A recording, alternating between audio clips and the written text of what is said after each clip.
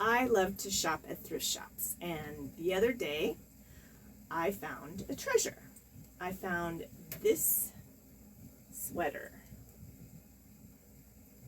And it may not look like anything too special, but its real appeal to me is the fact that it is 100% wool.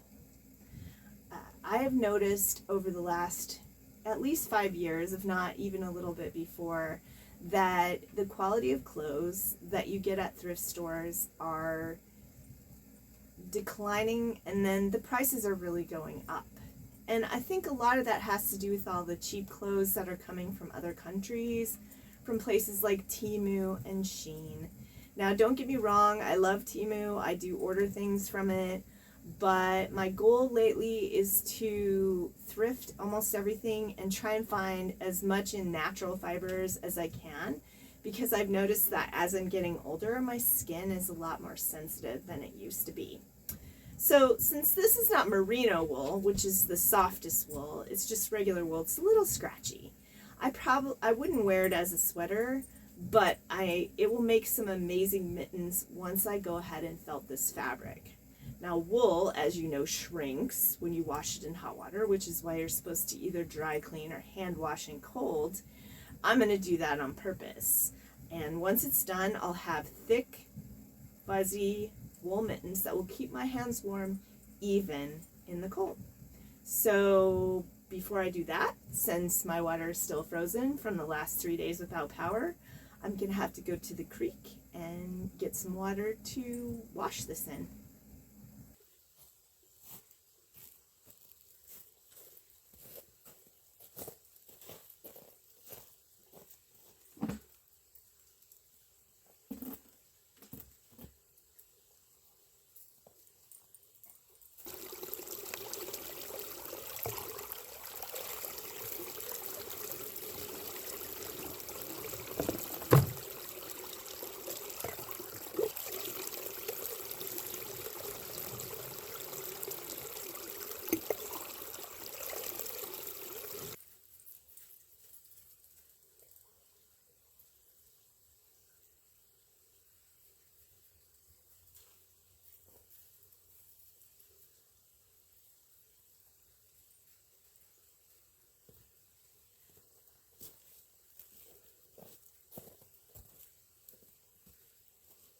Okay, so this looks like it might have accidentally been washed at one point. It looks like it's slightly felted, but see how thin? Let me come a little closer. So when this is felted, it should be significantly thicker than this. So the first thing I'm going to do is put it in my sink, and I have some of my water. It's almost boiling. I'm going to add a little detergent because that just helps it mat into the... This is just dishwashing soap. Okay, make sure. And then I'm going to use this wooden spoon. How hot is that? Okay. Let's put this creek water to good use, shall we?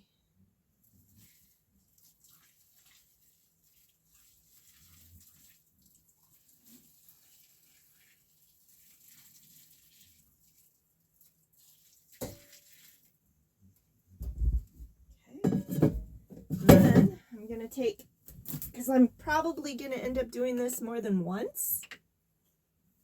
I guess I could take these off. So, I'm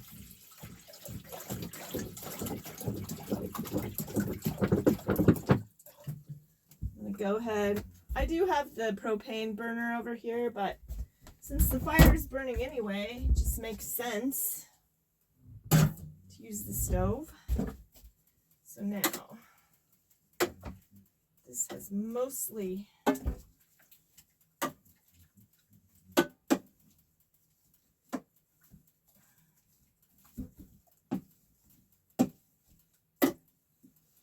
so really wool, because it's actually a natural hair, has just like our hair, it has little scales on it that catch each other.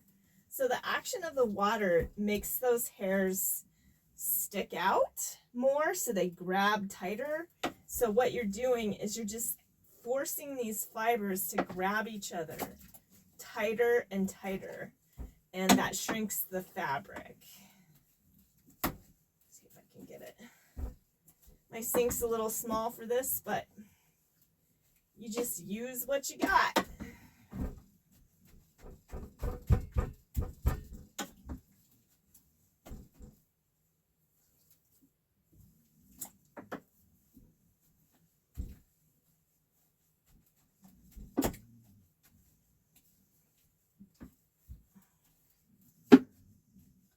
Okay, so I'm going to let this cool enough that I can hang on to it, wring it out, and probably I'll do this process 4 times to get it shrank as much as I could get it to shrink, because I would like to be able to wash my mittens without having to worry about them being, you know, a 4-year-old's mittens. So if I can get maximum shrinkage, then I'll be able to wash them, since I'm sure I will be doing dirty stuff with them.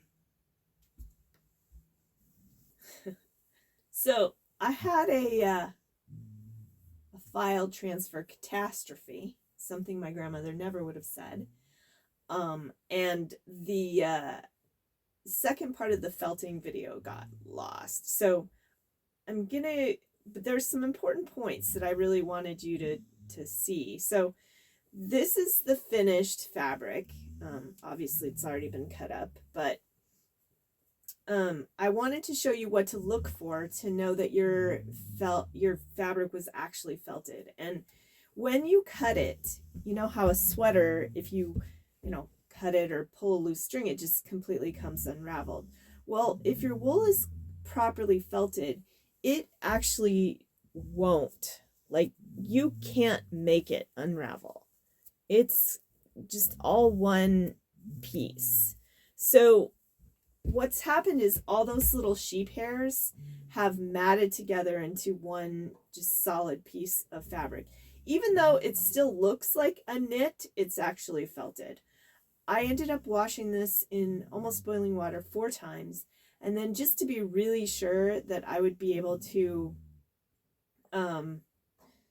wash it and not have my mittens shrink a lot, I took it with me to the laundromat when I did my clothes, and I went ahead and washed it with my clothes and then threw it in the dryer on high heat.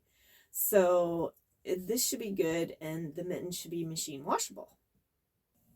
The first thing I have to do in this process is to deconstruct the sweater so I can lay the pieces flat. So I'm just going to cut around the seams. Don't have to be super careful about this. This will really tell you if it's felted too, because sometimes spots don't felt and they'll immediately start to unravel. Different textures, like this part would felt differently than this one. So sleeves, I think I'll go ahead and cut the side, up the side here.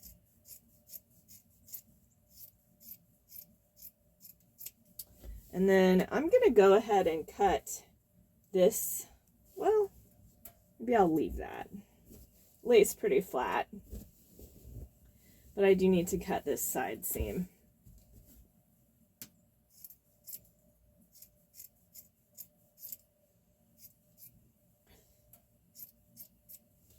I think there's probably enough fabric here to do 2 pairs of mittens, or I might do basically a double pair where one fits inside the other. I'm going to open up these sleeves as well because there's a lot of good fabric here.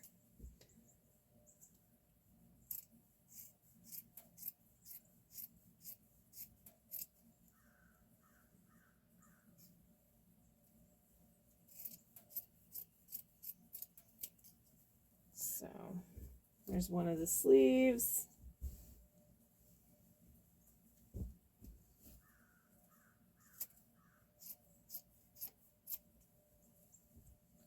Another sleeve. Okay, So those are all open. I don't see any evidence of like excessive raveling, so that means we've gotten it all good. And here is my pattern. Now this fabric, I guess it does have an inside and an outside, like, see, because this is, so you cut 4 of these out, but 2 of them need to be this way so that you end up with right sides to put together. You won't have to do this with all fabrics, but with this one you will. And I don't think, I was kind of hoping I could use this for the cuff, but I don't think I can get 4 of these. So now you can do the front and backs differently. I really kind of like this pattern here with the unique sort of thing. So I'd like to incorporate that somehow. Maybe like this, because I can have the tops different than the bottoms. So there is a hole here, so I'm gonna have to work around that, although I could patch it. I could also do something like this, where I have the seam included, which would add quite a bit of visual interest. And you know, that's just kind of the name of the game, is you want something unique. You don't want something that you can get at Walmart. You know, why bother? So, well, the fact that it's actually wool also makes a difference. And then, you know, these don't have the variety, so probably this part maybe the front, and this part the back. And of course you do want to pay attention to where your stretch is, because with this knit it stretches this way but it doesn't stretch much this way, although this one does have some stretch. So do you want it really stretchy this direction, which goes across your hand? Do you want it really stretchy, you know, you're probably not going to want it stretchy this direction, because when you grab something it's gonna stretch your mitten. So let's see, for this one I think I'm gonna do, so this is right side out, so I think I'm gonna do, and I'm gonna mark where I put my cuff so that I can match it on the other side. So that's where it goes. And I'll just mark a little light here. Mark. Okay. So this, and match that on, and then I'm just going to hold it down. So you can download this pattern from my website. I'll put a link in the description. It's oldwomanofthewoods.com, and it's just on the landing page under the downloadables. So you may have to adjust the size a little bit. I would recommend making it bigger than you think it needs to be, just because it's always easier to go back and sew more. It's kind of like hair. You can take more off, but it's pretty hard to put it back on. So I would definitely recommend, even if it looks huge, because, you know, look at this compared to my hand. It's huge. But you also have to realize you've got a seam allowance in there. And then your hand is not flat. Your hand has, especially your wrist, has depth. So you want to be sure that you get that. So now this is the other side. So I want to make sure that I remember to flip this over so that I have opposite hands. I don't want to make 2 of the same hand. So here we go. Go ahead and line those up and trace that pattern. The download's free. It's just a download. So just more like a starting point than an actual, you know, exact pattern.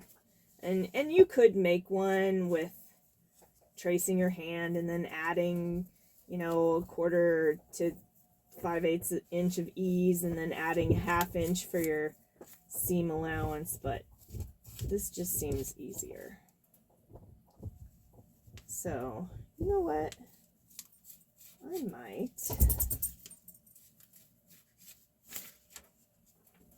I think I'm going to make ones with longer cuffs. So I'm going to actually, since I matched it up here, this is going to be the same too. So I'm actually going to leave this. Maybe not. Because it won't work with the, yeah. Okay. So I'm going to cut out the backs as well, and I will be back with my pieces. Okay, here are my, I think these are actually going to be the back pieces. And as you can see, here's the wrong side. They're opposites. They need to be opposites. And I did opt to go with the longer cuff. So that means that, and I'm going to use this little interesting deal for the front parts. And I might actually take this button and do something with it. So this side has a little hole in it, so I need to work around that. And I'm thinking, I think that I can maybe finagle it so that I have the same length. Yep, that's about right. So right here. And I just trimmed off some of these little seams because they were keeping it from laying flat like I wanted it to. So I do have to remember this is the pattern's wrong side. So when I do this side, I need to flip it to the right side so that I end up with two different mitten sides. But I'm gonna go ahead and, you know, the whole measure twice, cut once thing. Yeah. So here we go. Around. I just thought this was such an interesting sweater. And the fact that it was 100% wool. Bonus, right? So here we go.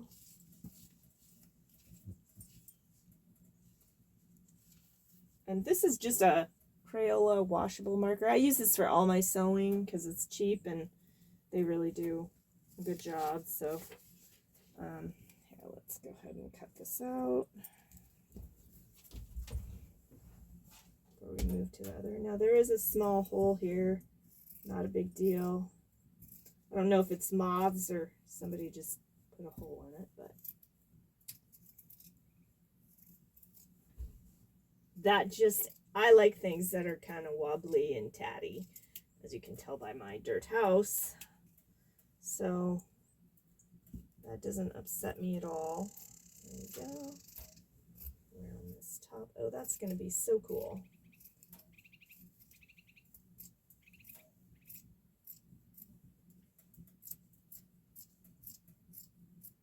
And there we go.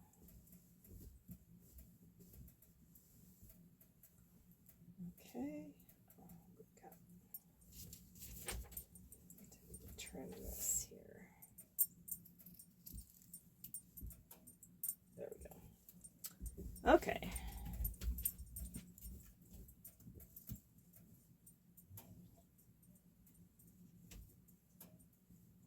You can see, oh, this is the wrong side. So this is what the mitten's going to look like. It'll be, and then here's the back. So there we go. And then let's set up this side here. Okay, and I kind of need this piece to sort of compare where it should go.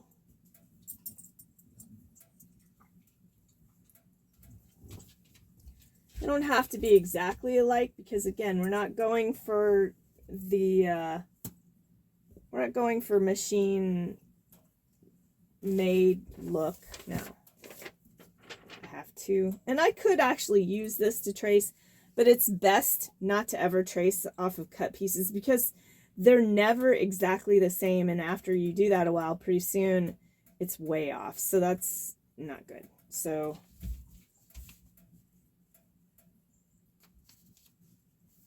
I'm gonna put this pattern right here.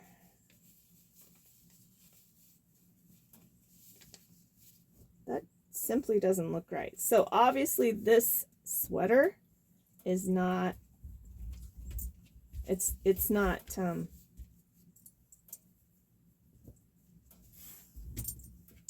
uniform. So we're just gonna go here. Gonna take one of these, make sure. Okay. Oops. Well, that wasn't helpful. At the base of the thumb, got about an inch. I'm not a precision person.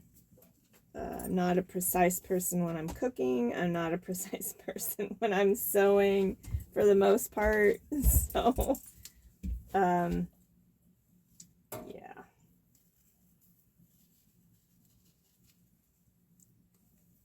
It's a fact that drives my husband crazy because he's like, "Did you use a level?" And I'm like, "What's that?" Even though I know what one is. So, you know, pinch of this, a pinch of that. It all works out eventually. I feel he's like, "Well, I don't ever want to fix it after I've done it." And I'm like, "Well, I don't mind fixing it. I just am too impatient to mess around with too much fuss." Okay, so let's see what we got here. So I guess it's a good thing I like things to be wobbly and tatty, because that's usually what I end up with.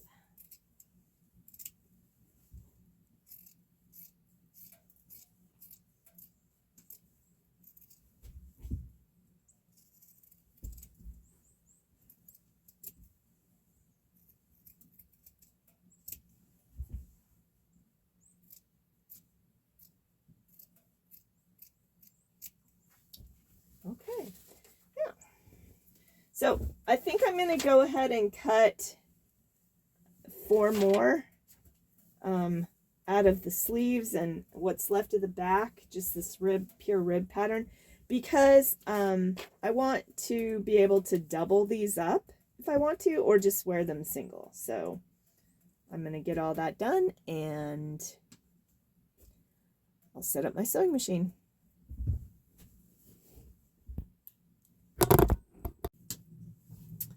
I have my sewing machine out and ready, and the first thing I'm going to do is just take a couple of scrap pieces. This is really thick, so I'm probably going to need to adjust my presser foot, and I may need to drop the feed dogs if they catch too badly. So let's see how this sews. Okay, make sure it's center. We'll go with the longer stitch length.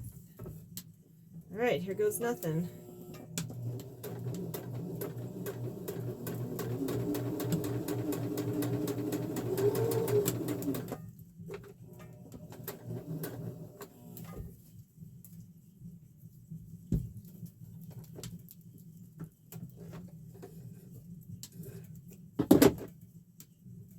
Okay.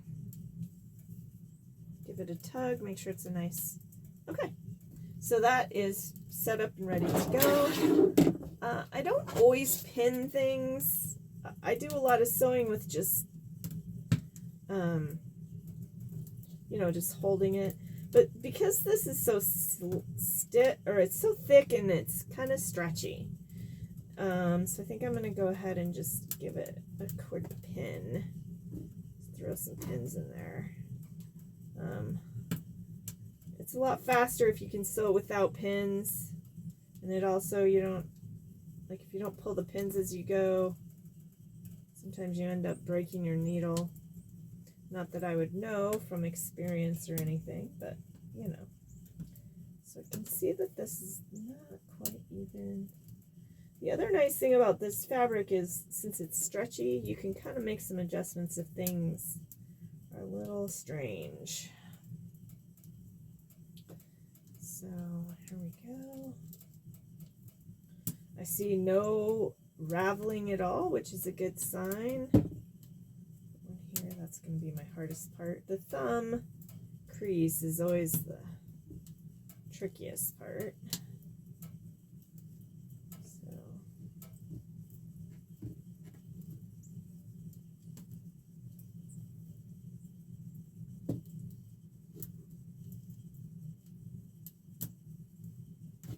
all right.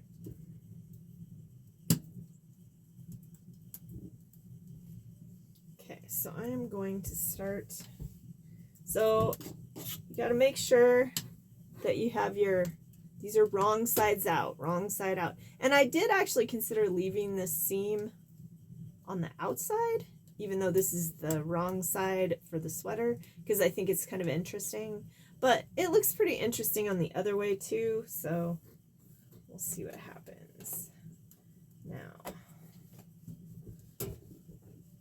we're definitely going to want to start in a little ways, because this is incredibly, oh, let's go this way so I can pull out the pins. Okay. So this is very thick.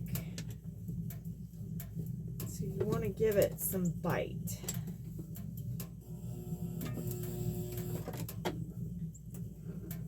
And sometimes just that first spin. All right, and I'm going to do a reverse. And then back forward again.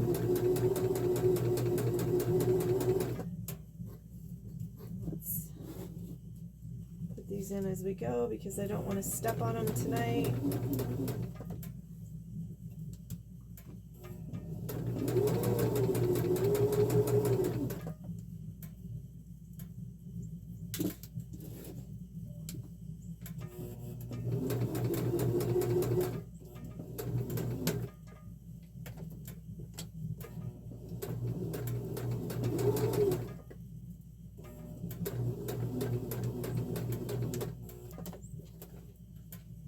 Pull these pins.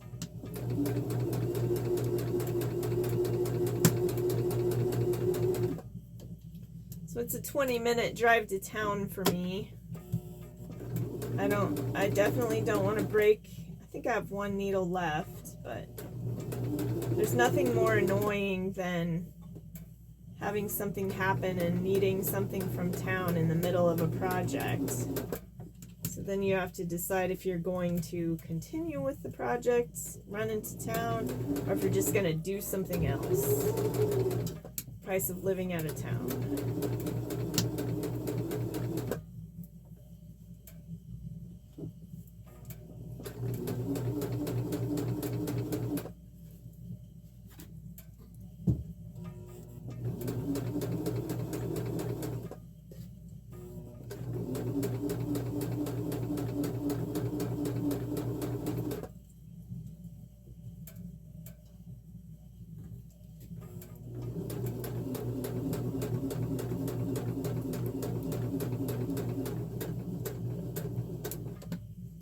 The tricky part. So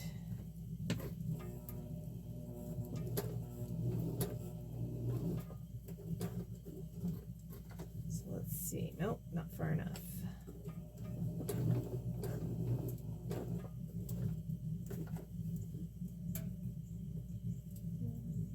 Okay, right there. So I am gonna back stitch a few stitches, forward stitch a few stitches, because this part of the mitten gets the most stress. So, and I am going to take a couple of stitches this way.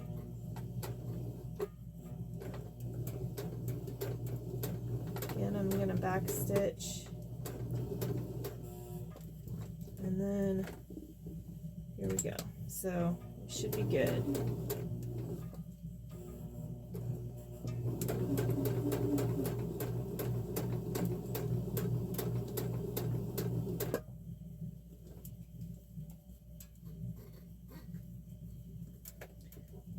so now you do have to be kind of careful not to overstretch your fabric.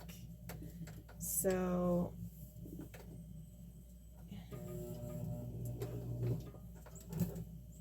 because it's such a tight curve, you're going to do 1 or 2 stitches and then you're going to lift up and turn. And this is kind of how you do applique too. And sometimes it's just easier to hand crank your machine if you're only doing a couple of stitches. So this is just for a small area. It's not that big of a deal. But you just want to keep that spacing, and you don't want to overstretch your fabric. See, we're almost through this.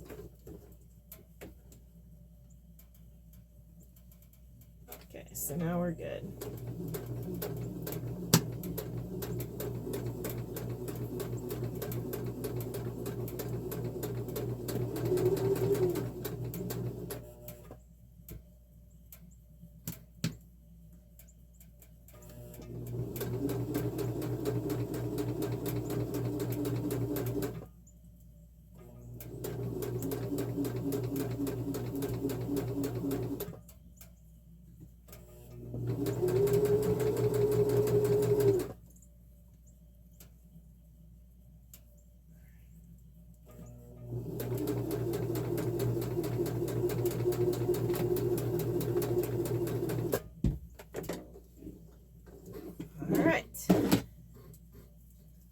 So,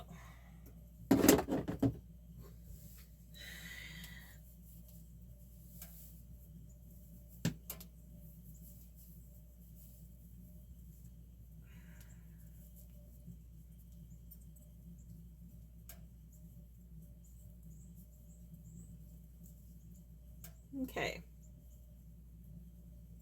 So you can kind of see how this is going to fit.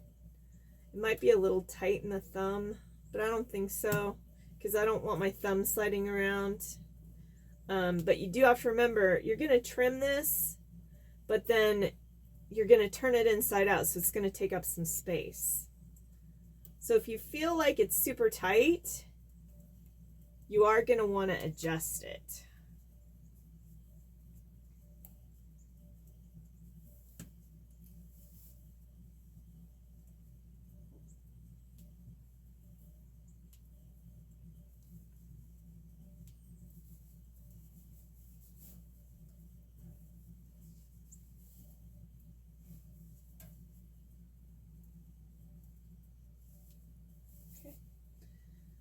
So now we're going to trim. Seam allowance. If you feel like it's going to ravel, you can definitely go back with a zigzag. And if you have a serger, then this is kind of all one step, but I do not. I don't have room for one. Barely have room for a sewing machine. Okay, I can't really see my seam line here. I don't want to cut across it for sure.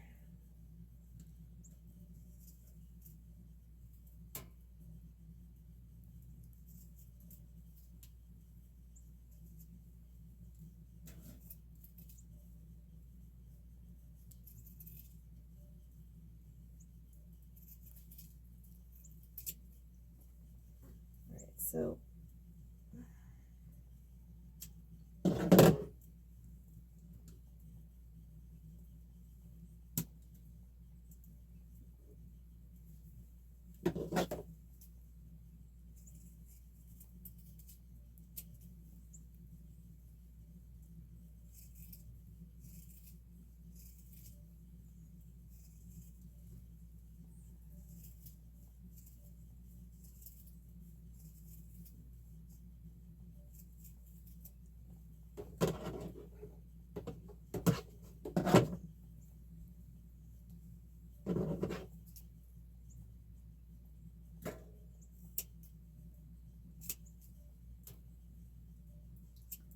make sure there's no extra fabric on this part.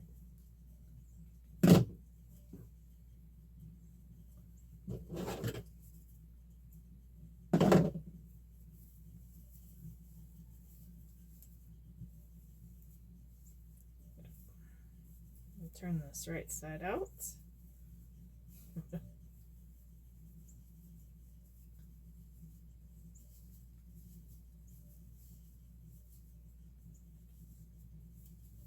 Thumb.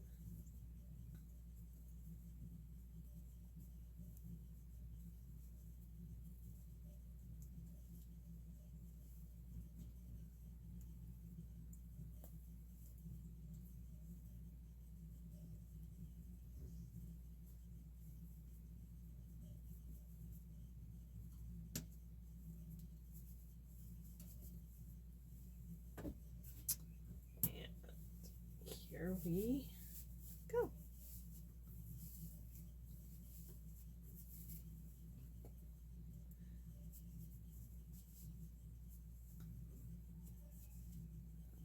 Now, I would say this might be a little loose, but I like to be able to use my hands because I'm always working.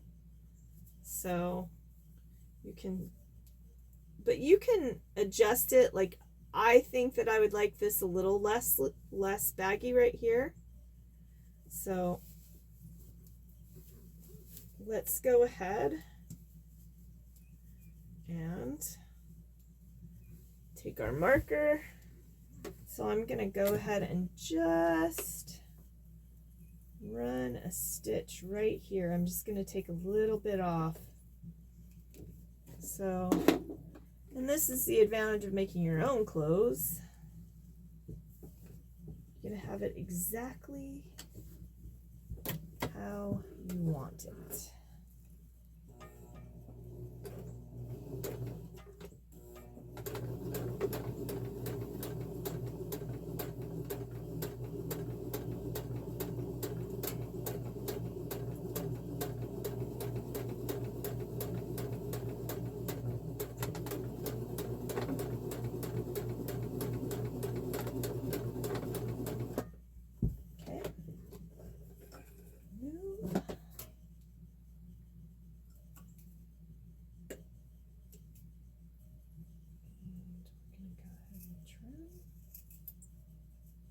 Oops, don't want to trim too close.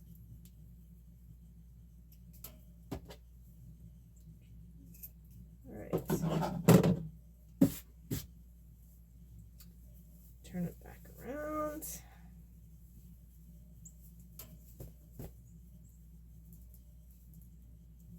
Thumb back out. Back over.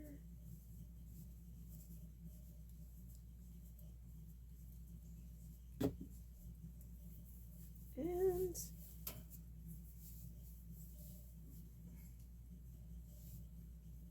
there we go. One recycled wool sweater mitten.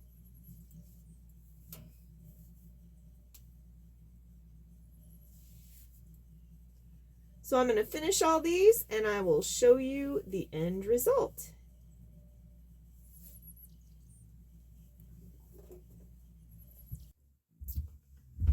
Okay, so we have all our mittens.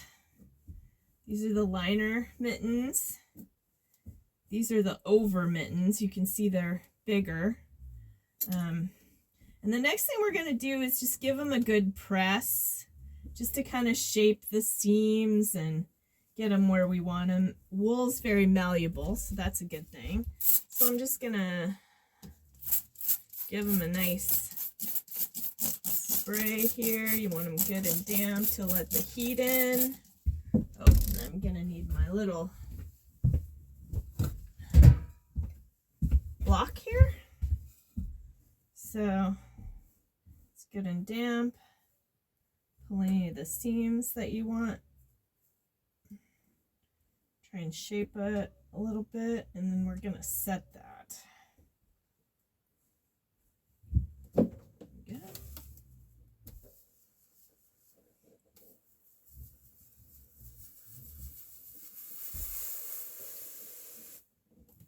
Felted wool is very suggestible. It will do what you ask it to if you take enough time with it.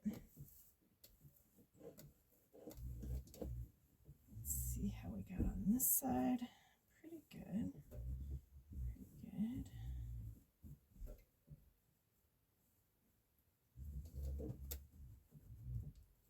Now I'm just going to take this wood block, just give it a press. What this does is it takes the heat and moisture out and it just lets it sit. The formal name for the tool is a tailor's clapper, but I find this little piece of 2x6 works just as well. One of these days I'll get around to sanding it. Okay, so there's the first mitten.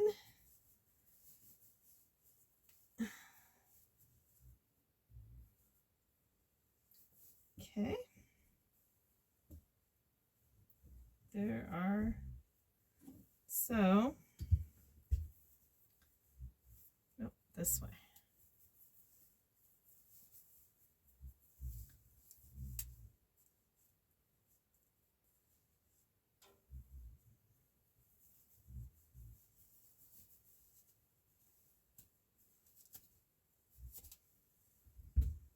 Here are the liner mittens.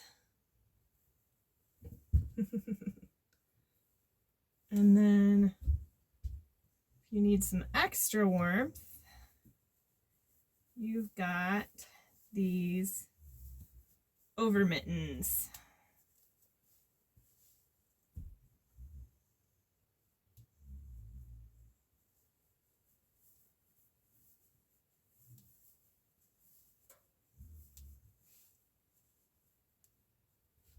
Those should keep your hands warm in pretty much all kinds of weather. And I'm going to do some decorating on them, and I will show you what they look like when they're done. Well, they're done. And just in time, as you can see, we got lots of snow. So these are them. And they're super warm. And one really nice thing about wool is that even if it gets wet, which looking around, anything you do is going to get them wet, they still insulate. And I just couldn't resist putting some little flowers on them. I have not finished the cover pair. I decided that I wasn't going to need 2 pairs to go over, so I'm going to go ahead and stitch those a little smaller and maybe put some roughly cuffs or something on them and just have 2 pairs. So if you'd like to learn how to make these flowers, drop a comment and I will do a separate video on how to make these little felt flowers. And I hope you all have a great day.